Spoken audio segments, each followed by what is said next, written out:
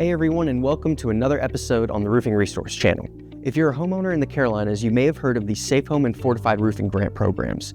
And maybe you don't really know what they are, kind of who's eligible, or if it's something that may be applicable to you. So in this video, we're going to be talking about each of these programs, how they're similar, what's different about them, how you can apply, and what the time frame looks for those, and what kind of grant money goes into those. So let's get started.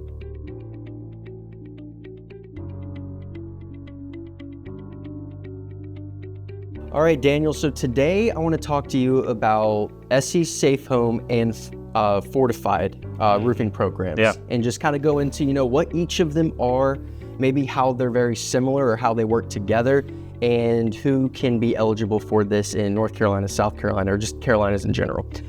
So yeah, the first thing I want to ask you is just kind of help us understand the differences. Well, like, what is SE Safe Home and what is Fortified?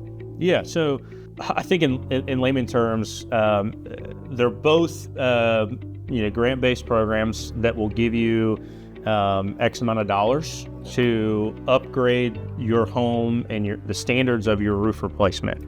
With SE Safe Home, there are some other facets to it. You can do windows and doors and garage doors and all that stuff, but strictly roof-related things, pretty similar as far as their requirements go. There's not a lot of variability between the two. But yeah, SE Safe Home is specifically South Carolina, coastal region homes, and Fortified is also, is North Carolina's version that ran through the IBHS, again, mainly for coastal regions. So I know you said South Carolina, or SE Safe Home is for South Carolina. Fortified, is that for just North Carolina? Is that for both? How was that working? Yeah, so for the longest time, they were separate entities essentially, and just in the last year, I believe, SE Safe Home and the IBHS Fortified actually partnered up. Okay. And I think it was more so to kind of just have similar standards. Okay.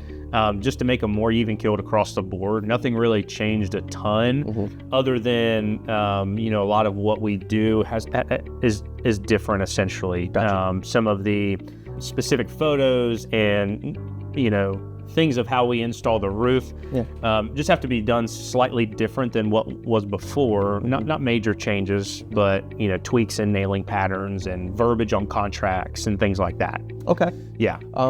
Now, eligibility, how can someone or how can a homeowner know that they are eligible, or look into how they can be eligible for these programs?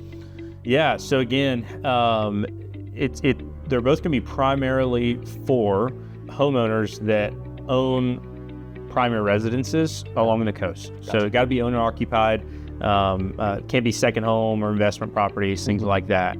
And then again, based on that, and when you apply, they're going to get you into one of their programs. It's going to give you X amount of dollars. They vary, based on income and things like that. But that's how they know how much money to give towards the roof replacement. Okay. Mm-hmm. Are there any eligibility differences between Fortified and Safe Home? Like, could someone be eligible and get the Safe Home, but not the Fortified, or the other way around? Yeah, so to clarify, because I don't want to confuse people, correct. The SE Safe Home and Fortified requirements for South Carolina and how much money they give are different, okay, in amounts than just strictly Fortified in North Carolina. And with the SE Safe Home and Fortified, there is two types of mitigation strictly for people that have dual designations in SE Safe Home and Fortified. And then there's two mitigation programs below that for just people who are certified to do safe home roofs. Okay. Right? So they give different grants amounts depending on how that contractor or how the contractor's certified. Mm-hmm. With Fortified, it's just one type of certification. And then the state or again, will put you into a program from there.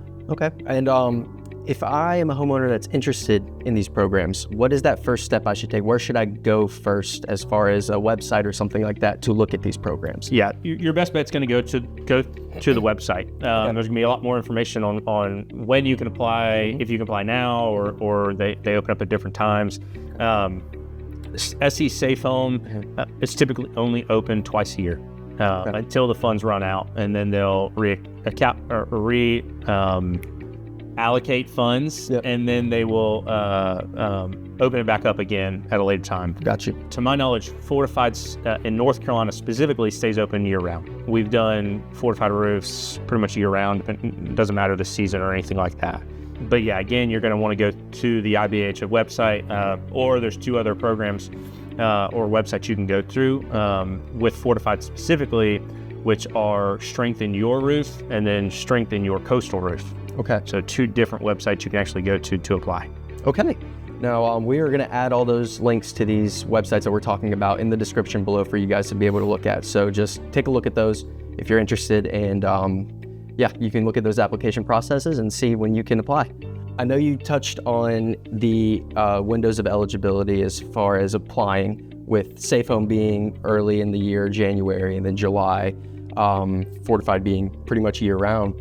Is there a limit, because it is like a grant program and everything? Is there a limit? I know we talked about Safe Home and everything, which that's a video y'all should check out as well. But as Fortified, is there a limit to how many people can apply? Not that I've seen.